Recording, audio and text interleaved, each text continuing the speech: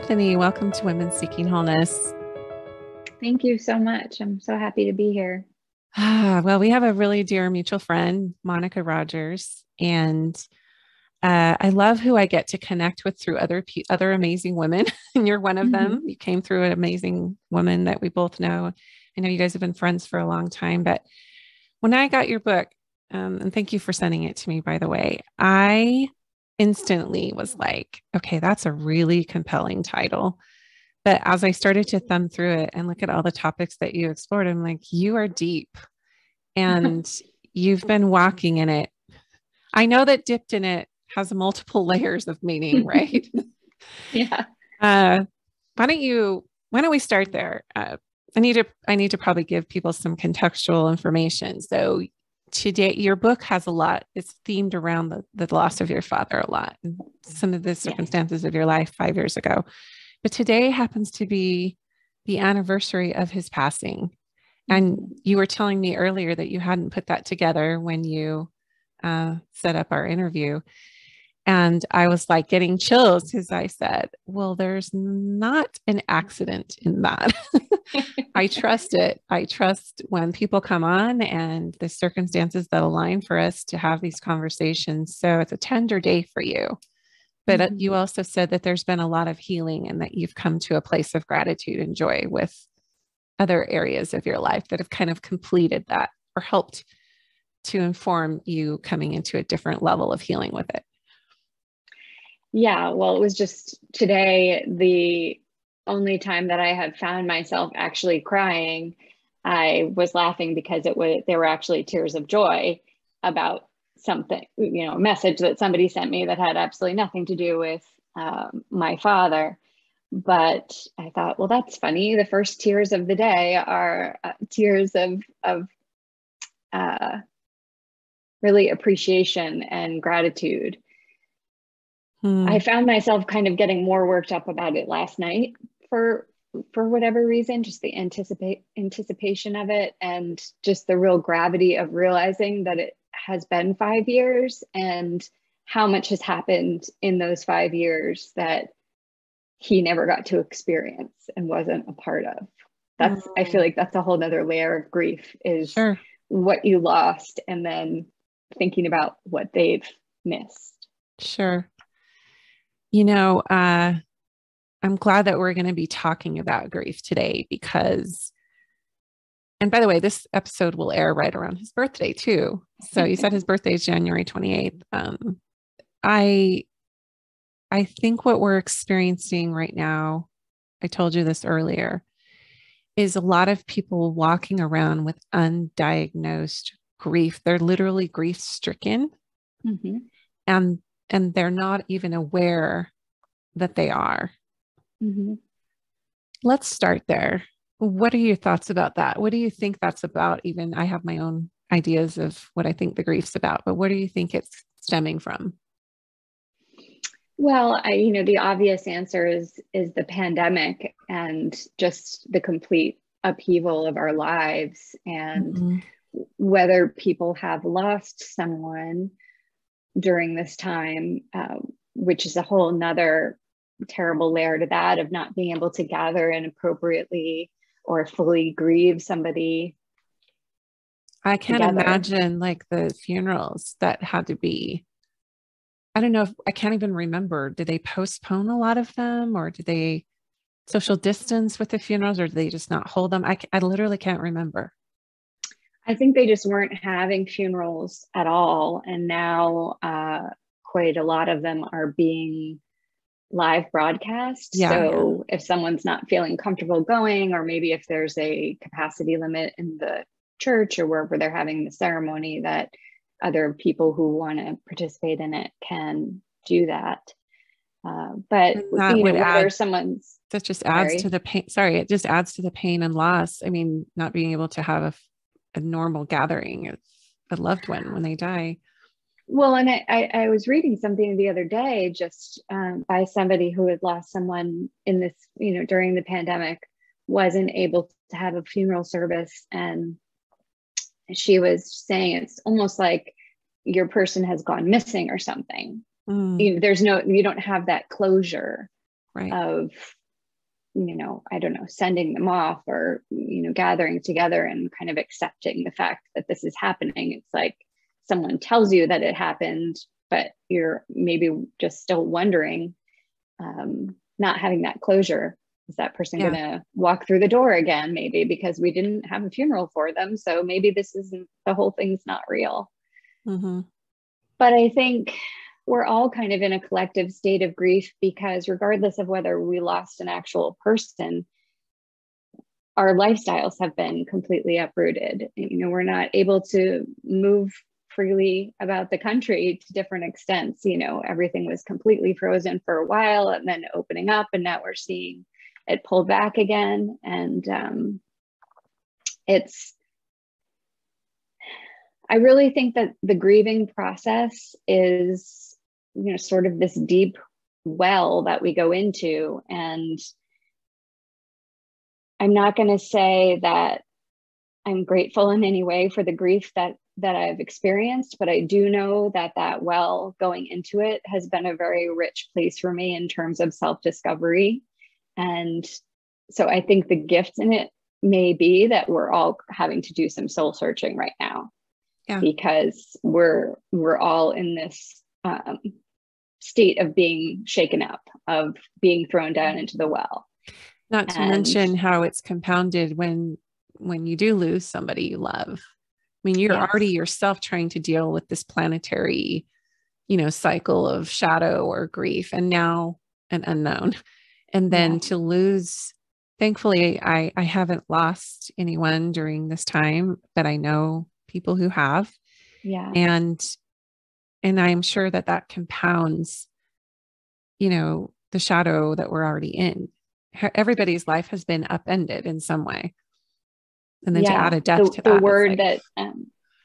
The word that just stood out to me that you said was uncertainty.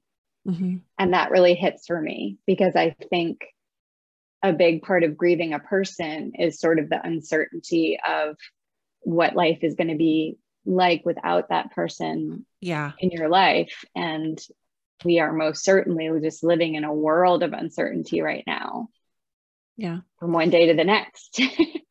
Yeah, it's such a lesson in surrender and accepting and in allowing what is. That couple episodes ago, I talked about that, just coming straight. And you brought it up when we started talking today before we hit record, about the quote I offered about your silent companion who holds up this lantern for you, which is your soul, and lights and illuminates the path ahead to your wholeness. And darkness and uncertainty kind of go together, don't you think? Just not being able to see or discern or use your senses to sort of know what's ahead. And in my mind, because I have lost loved ones very close to me, I feel like there's nothing that takes you down more than grief. Takes you right down into the shadow, right down into the dark, into an abyss, really. Can you share with us anything that you feel comfortable with of when you entered that abyss, what that was like for you when you lost your dad and when it kind of hit? Because sometimes you can lose somebody, but it doesn't actually really hit you. Sometimes for people, it's years later. Sometimes it's a week or a day later. Everyone has a different shock system, a shock absorber system in their system about how it lands for them. Yeah. And then some people can die and never really let themselves go into the abyss of losing that loved one. They just don't, they can't. So we're all different, but how did that land for you? Oh, well, for me, it hit very powerfully and immediately. And my family is very close. Not only my two siblings and my mom and my dad, but also my cousins and aunts and uncles. Everyone's very close, and everyone just adored my dad. And it was, he had a heart attack and never woke up from that, but he was alive for 9 days in a coma. So we were in sort of this hellish purgatory for that period of time, not knowing whether he was going to wake up or not knowing what kind of state he would be if he did wake up. And I guess in a sense, we sort of had that time to prepare. And when I eulogized him, I actually said I felt like that was his last gracious act of giving us that time to accept his death, that he was going to go, and to be able to, say goodbye to him.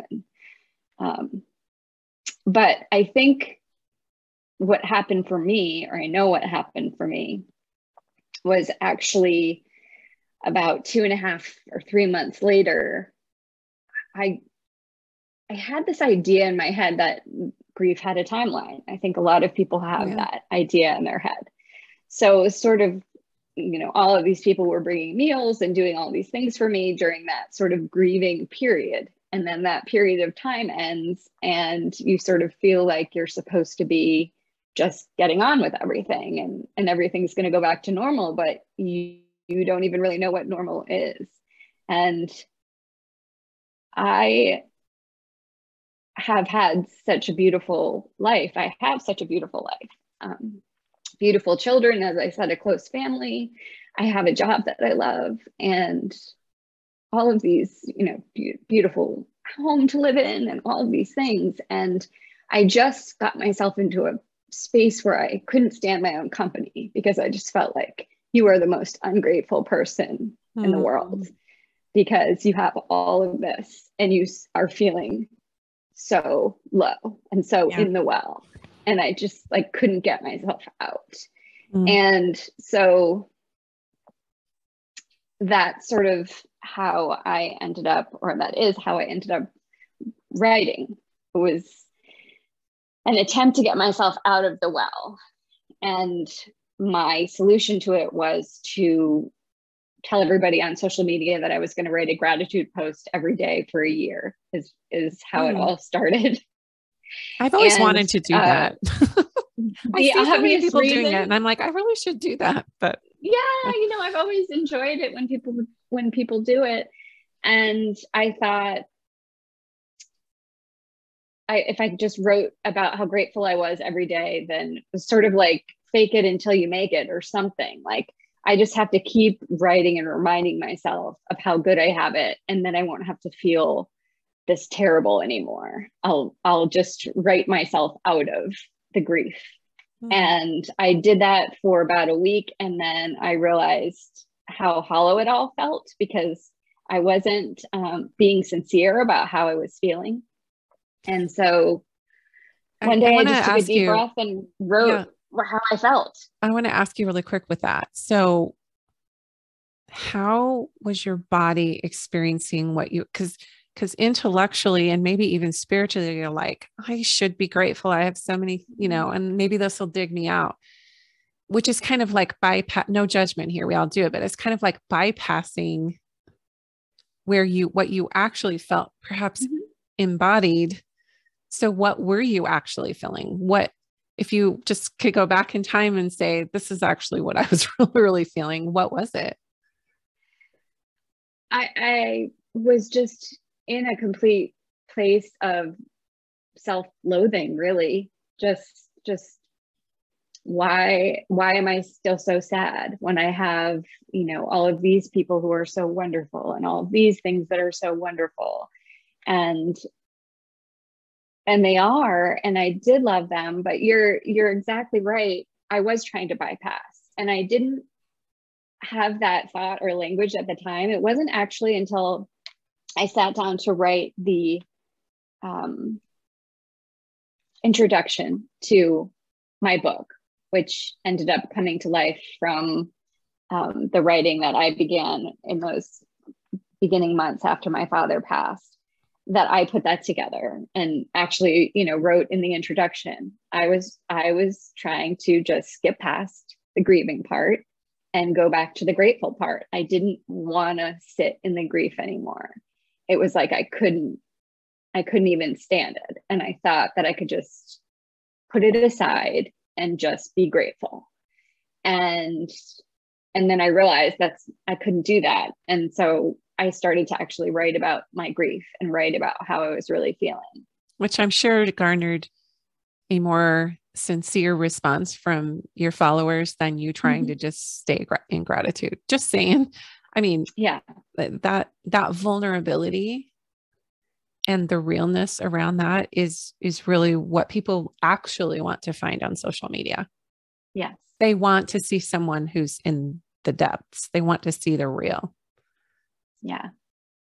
And I think just being able to articulate my grief and how it was impacting me and how it was feeling, and sort of my love of metaphors. And I would often write about grief and give it a capital letter, as it was a person or a real entity, someone who is coming to visit me, and sort of making peace with that animal or that personification of grief. And I heard from so many people who were grateful for having the language and the words around their grief and how they were feeling, and that they had never been able to really articulate it. And reading the words was so validating. Yeah, I just want to read part of your introduction because I can so relate to this part. You were talking about when you were in the deepest, darkest place. There I was in the dark, and something inside of me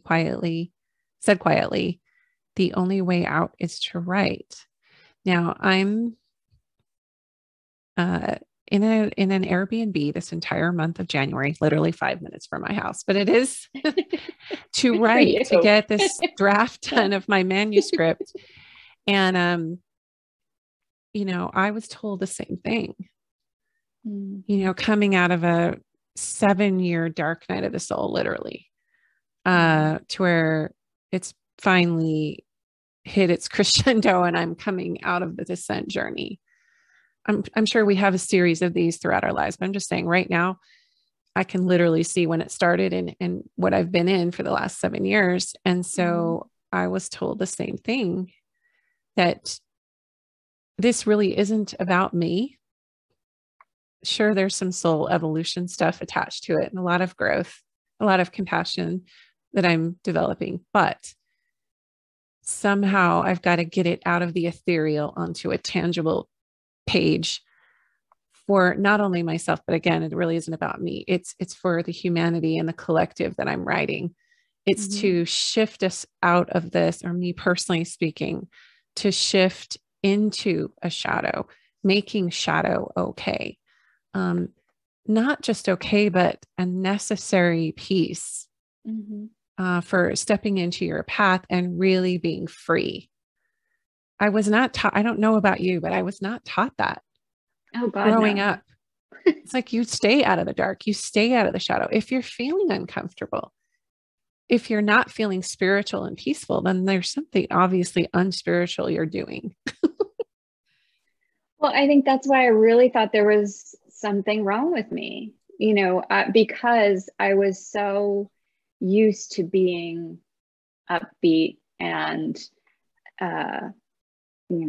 some friends of mine gave me the nickname Sunshine when I was in middle school and still call me that. And it was sort of like, if I'm not sunshiny, who am I? And this isn't me. All this darkness is not me, is kind of how I kept feeling about it. And it was like a snake skin that I needed to slub off of myself, and just it felt constricted. Just like, ew, like this is so unfamiliar. Like, yeah. It just felt so awful. And my whole writing process, I think for me, was about realizing the darkness is me. It's all me. And it all gets to belong. And nobody wants to feel the dark things, but it's all a part of us. And if we don't allow every piece of us to exist, then we're never going to feel right within ourselves. Yes. And so when we're talking about, and my favorite chapter in your whole book is when you talk about this whole coexisting of grief and gratitude. And it's the chapter called The Nothing. Letting it sink in, you said that like gratitude and depression are not mutually exclusive. This seems like an incredibly important point to emphasize. Can we let that sink in? Gratitude and depression are not mutually exclusive. Do you want to elaborate on that? Because I mean, when we're talking about darkness, sometimes that can be depression because we're going down, we're descending. It's a pressing down of us into a shadow. Yeah. And it doesn't matter what the circumstances were that put us there. But what do you mean by that? How can we let that sink in? Gratitude and depression, not, it's kind of what we're already talking about, but maybe go into a little bit more of what you've learned. I think just for me, it was the fact that all of the love that I had and all of the light that I had and all of the gratitude that I had didn't cease to exist just because I was in a dark place. It didn't leave me. Why do you think it didn't? What would be the purpose of it? I mean, from a grander perspective. Yeah, I mean, I think as human beings, we're just an integration of light and darkness. But I think because I hadn't experienced much darkness in my life, I just didn't even recognize that part of myself. So it was scary. I like this part you said, and there is no hope without imagination. Yeah. So this seems like a good place to start, to be brave enough to imagine the future, I'm going to say that again because I highlighted it, to be brave enough to imagine the future. It isn't just about appreciating what I have. It's also about believing that there's beauty and happiness to come. I think that hope piece is part of that lantern that gets held up to illuminate. Sometimes literally all you have is hoping to hope and hope 3 layers deep that it'll get brighter. If you don't have that, what do you have? And I think you hit it on the head that we can't have that hope without imagining it. Yes. Somehow seeing it or using our faculties and our imagination to see something on the other side. Yeah. I was in a state of depression at some point last year, probably maybe several points last year. I don't know. Me too. Hello. But this one particular day, I found myself just dropping my children off at school and then coming home and just like getting into bed in the fetal position. It's just like all I could do for that day. And later on that day, I was reading this article about ADD, and I hope I can articulate this well because this just came to mind, but it was something that I wrote about online. But that people who have ADD, that actually just in general, people, if they're going to be doing something, they imagine what it is they're going to be doing without even realizing it. They imagine a picture of it in their head. So if they're going to make a peanut butter and jelly sandwich, they imagine the bread, they imagine spreading the peanut butter and the jelly, and that's what helps them to gather the ingredients and put it together. And people who struggle with ADD can have a difficult time imagining the sandwich to then be able to take the steps to gather the things that are needed to make the sandwich. It's like to the way that our brains process. And I was likening that to being kind of in this depressed state of, I was like, that's what's going on with me right now. It feels like I can't imagine the sandwich. Like I can't think about what I need to do next because it all feels so dark and hard to think about what the next thing is going to be. And so it's sort of a crippling experience. But when we were talking about that, the poem that you had read on your blog podcast about the silent companion lighting the lanterns, I was thinking about, and just we were discussing the idea of having to trust the fact that path exists, even though you can't see it until the next lantern is lit. I was thinking about the story in my book about the fog. And I had written about how, driving across the bridge in the fog, and you're on top of the bridge and Such a the great bridge metaphor. disappears and you just Such a can't great, can't yeah. see where you're going. But you don't stop your car and get out. You move more slowly. You might be a little bit more cautious, a little more nervous, but your brain knows that the bridge is there. Mhm. And so it's just sort of like that trusting in the darkness that things will illuminate as you go along. And so to me, kind of finding my way through the darkness, through the fog, there had to be that element of trust, or imagining and trust about what I was going to find on the other Yeah. side of it. I like how you talk about that there's this fear of falling into some dark well or some pit or something where you're not going to be able to get out of it. Yeah. That somehow once you fall, and maybe that's the resistance we have of just holding and staying attached really to the fear, is that if Yeah. I let go, I'm going down. And Yeah. I can tell you that I've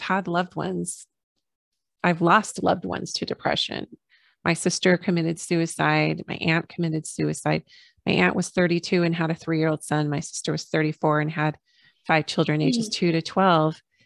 And what we noticed, because they were both kind of artistic and they kept journals. My aunt wrote poetry. My sister wrote in her journals and was a singer and everything and wrote music. But what we noticed is that tipping point for them to choose out was they lost hope. They literally couldn't see. And my sister said as much in her suicide letter. My aunt also left a suicide letter. Yeah. But it was like, I just don't see any other way. Yeah. There was no imagining of a brighter future. It was like, I'm in this bottom and it's so dark. There isn't an awareness that there's something trying to light my path. There's a blocking of that. And I would certainly never judge somebody who can't gather their faculties enough to imagine. And that's where you reach out. That's literally where you say, I cannot see. What a leader does, or a guide, is they act as proxy for that person's soul and literally light the path for them. Here's what I see for you. We tried to do this with my sister so many times. The block is what you had referred to earlier, was absolute horrific self-loathing. Yeah. That was blocking the imagination. Yeah. That was blocking her ability to envision a future, because she was so, to use your metaphor, dipped in self-loathing. Yeah, it's heavy. And so, for anyone who's listening who has a loved one in that place, or they themselves maybe, or maybe we cycle into it, some of us can get out quicker than others. I think we've all been in that place in some way, shape, or form. I've never met anyone, and they're lying if they say, I've maybe not lying, but maybe they don't have the awareness that we've all been confronted with our own mortality to the point where, do I want to stay or do I want to go? Like, I can't handle it anymore. And bar none, it's those who reach out. I can't imagine if I hadn't, I was going to ask you this question too, if I hadn't reached out along my dark night of the soul journey the last 7 years, if I hadn't found this teacher, or this teacher found me, because usually the universe sends them to you. You don't really have to search them out. You just have to look at what's in front of you. That is the path that's being illuminated. What's in front of me right now? Who do I know? What did somebody say in passing? What book found its way to me? What's being illuminated right now?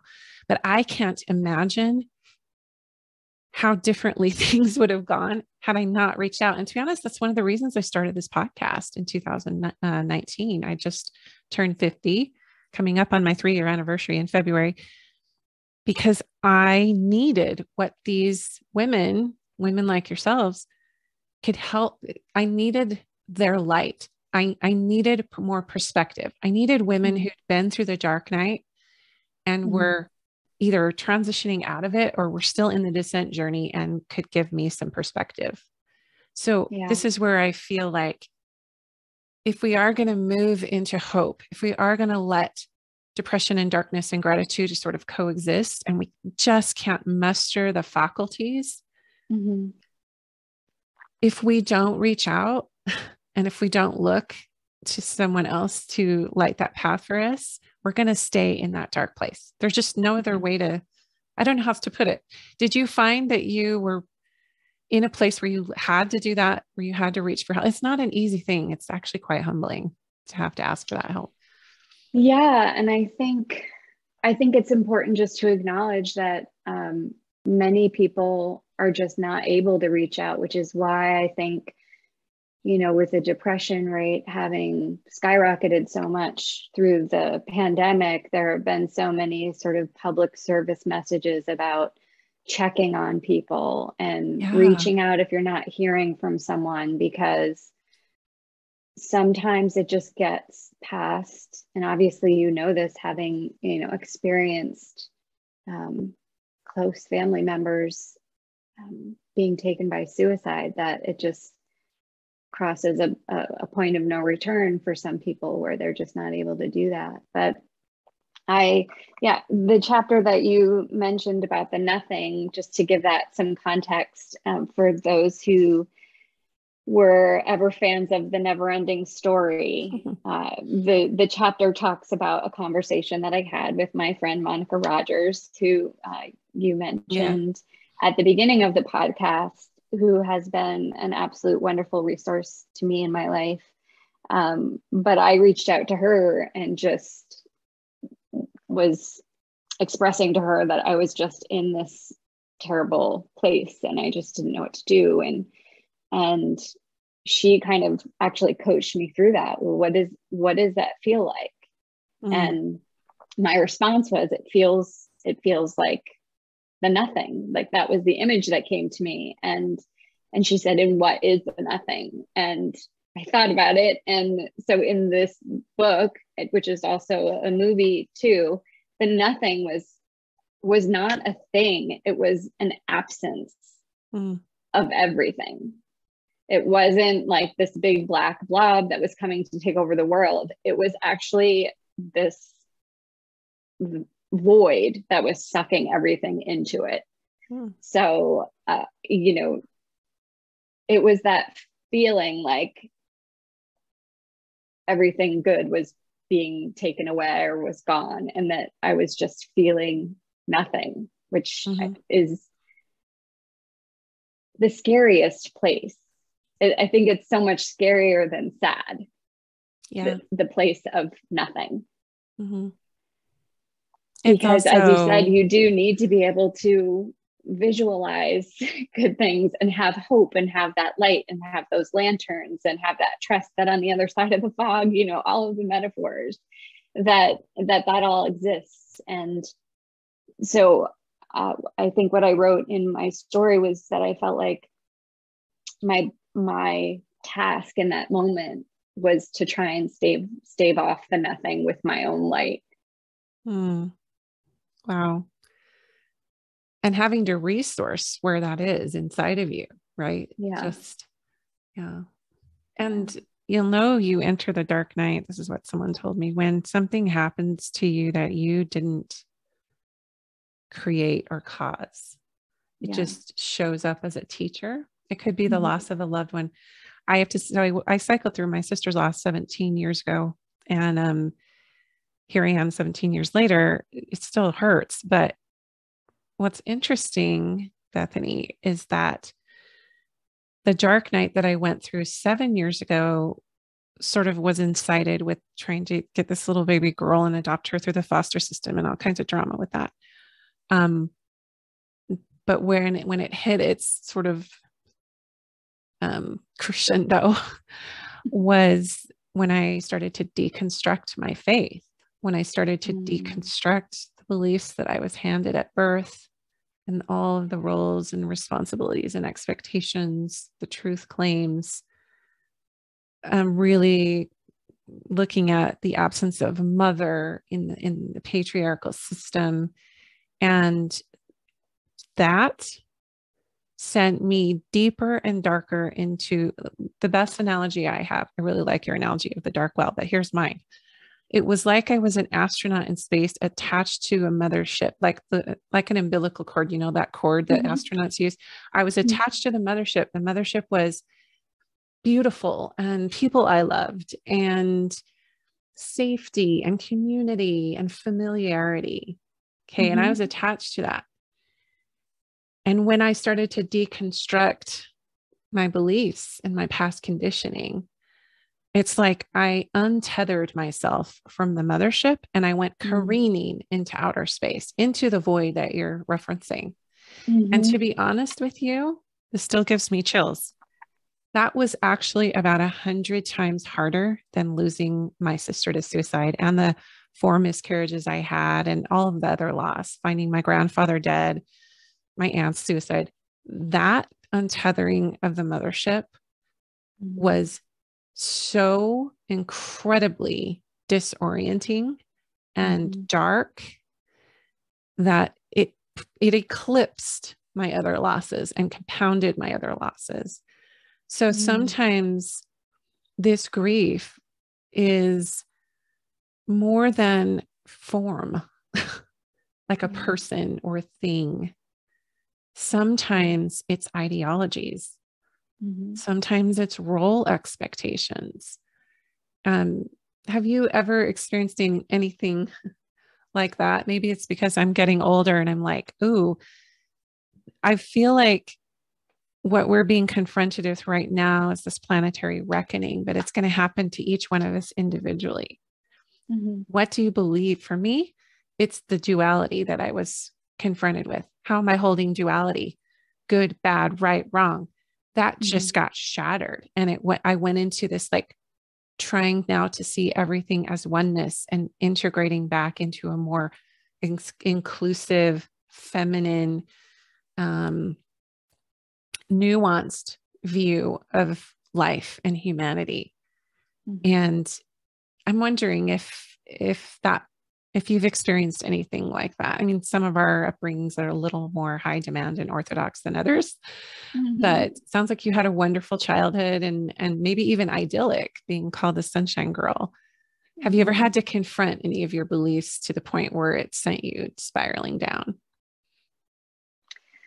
Well, yeah. I mean, I think how I've discussed the fact, I mean, my mother, loved my mother very much. And she would be, the first to accept this description. She's not a very emotive person.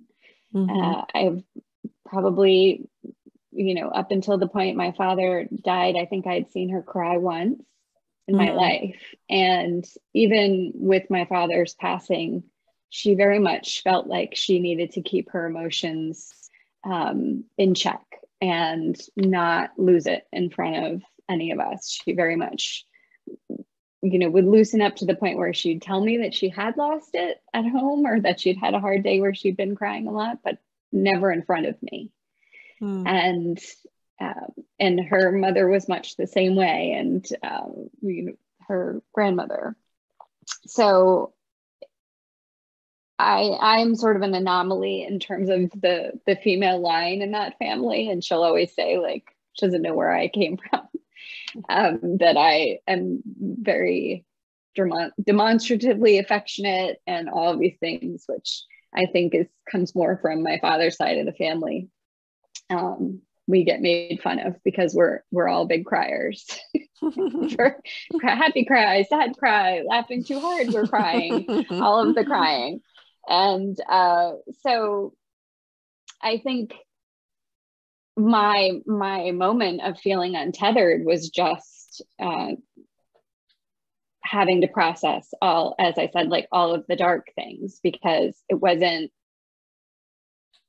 it didn't feel like it was me or a part of me. And so not really, I guess the ideology there is just, pushing back more extremely on the idea that we're not supposed to talk about how we're feeling, and just maybe you're just the pattern breaker in your family. Maybe you're the one that's Yeah. And when that had to awaken in you, like, Yeah. hey, is this healthy?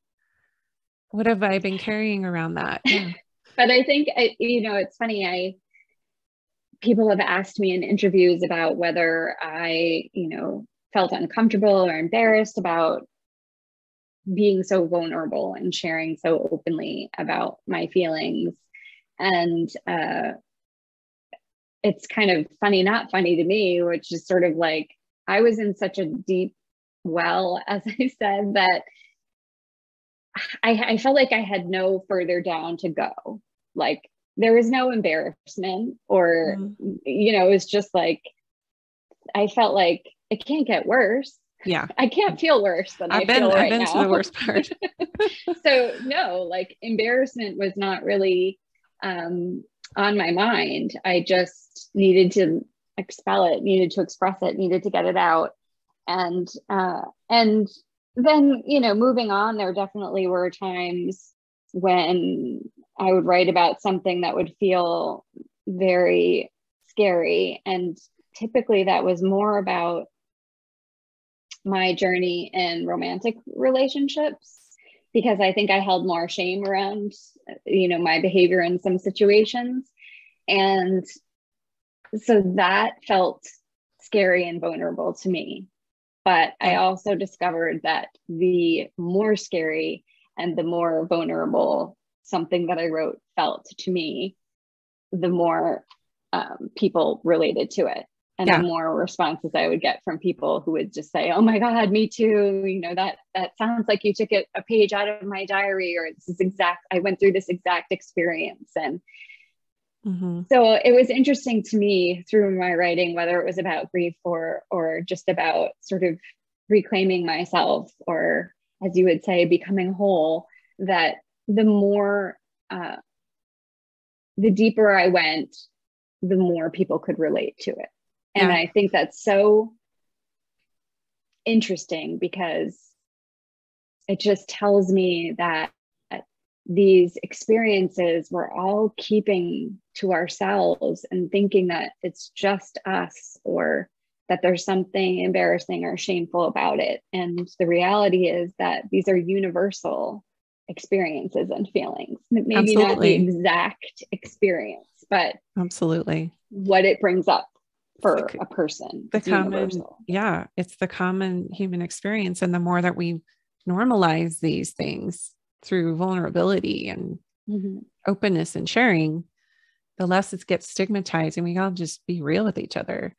Well, I've loved where we've gone with this conversation. I would, I would just say thank you for showing up today on the anniversary, the death anniversary, as you say, of your father's passing. What was his name, by the way? Bill Harvey.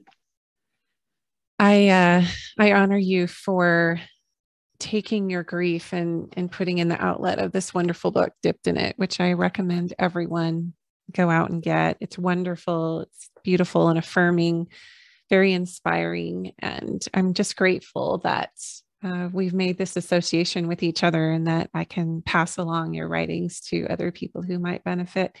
Where can they find your book? So the book is available pretty much through any bookstore. Any bookstore can order it. It's really the bookstores that are more familiar with it, more in my area, that have it in stock, which is in Rhode Island. But it's also available online, barnesandnoble.com, Amazon.com, Target. Amazon, Target, Books A Million. There are a bunch of online big bookstores where you can get it. But any bookstore, if you walked into it, if you really like to shop at your independent bookstore, you could go in and just ask for it and they can order it for you. It might take a few days, but if you're willing to wait for it, you can get it that way.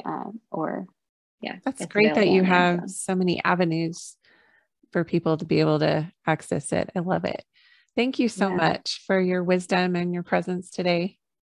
Thank you so much for having me here. It was really, really nice to meet you. And I'm so glad that we made this connection through Monica. And it's funny, I think about all of the wonderful connections that she has made through her work and her podcast with the Revelation Project. It's there are just so many, I don't know, tentacles out into the world. Oh yeah. Yeah. Yeah.